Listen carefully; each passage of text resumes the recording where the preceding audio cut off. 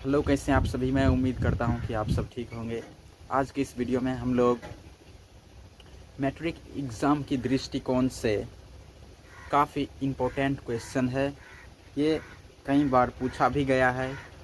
ये आपको 5 मार्क्स में देखने को मिलेगा कि इटली के एकीकरण में मेजनी, काउंट काबूर और गैरिबाल्डी की कार्यों की चर्चा करें।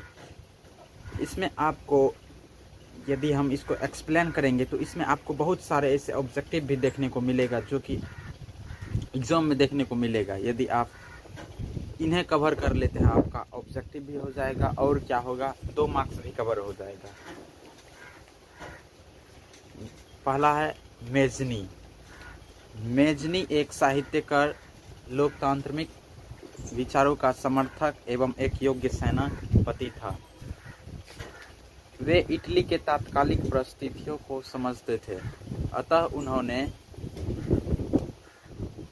1831 ईस्वी में यंग इटली नामक संस्था की स्थापना की, जिसमें उन्हें अपार सफलता प्राप्त हुआ। और इस सफलता से उत्साहित होकर उन्होंने 1834 ईस्वी में पुनः यंग यूरोप नामक संस्था की स्थापना की।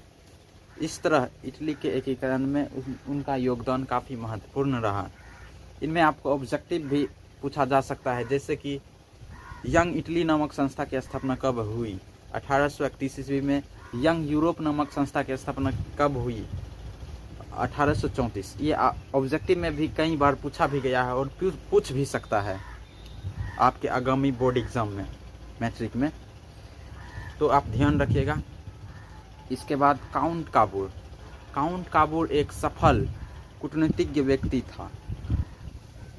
वे इटली के तात्कालिक परिस्थितियों को समझते थे। उनको लगता था कि इटली का जो एकीकरण नहीं हो पा रहा है, इसका मेन कारण, मुख्य बाधा ऑस्ट्रिया है। अतः ऑस्ट्रिया को हराने के लिए, पराजित करने के लिए काउंट काबूर ने क्या किया, फ्रांस से दोस्ती किया और ऑस्ट्रिया को पेरिस के शांति सम्मेलन में बुलाया गया और ऑस्ट्रिया के ऊपर अंतर्राष्ट्रीय संघ के द्वारा दबाव दिलाया गया कि वे इटली के एकीकरण में हस्तक्षेप अर्थात हाथ न अड़ाए, डिस्टर्ब न करे। अतः ऑस्ट्रिया मान गया और सफलतापूर्वक काउंट काबूर ने भी इटली के एकीकरण में, उनका भी योगदान काफ़ी महत्वपूर्ण रहा। और इनके बाद गैरिबाल्डी। ये आपको ऑब्जेक्टिव में भी पूछा जा सकता है कि गैरिबाल्डी पैसे से नाभिक था। ठीक, ये कई बार पूछा भी गया है और पूछ भी सकता है। तो गैरिबाल्डी के बारे में जानते हैं। गैरिबाल्डी पैसे से नाभिक था। ठीक, उनके पास स्वयं का अपना बहुत बड़ा जहाज था। उन पर सैकड़ों कर्मचारियों काम करते थे।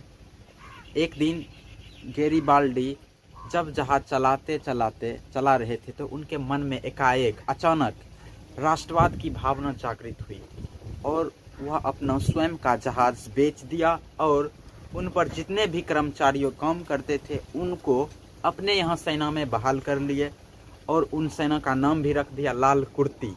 ऑब्जेक्टिव में भी पूछा जा सकता है कि गैरिबाल्डी ने जो सेना बनाया था उनका नाम क्या था, लाल कुर्ती।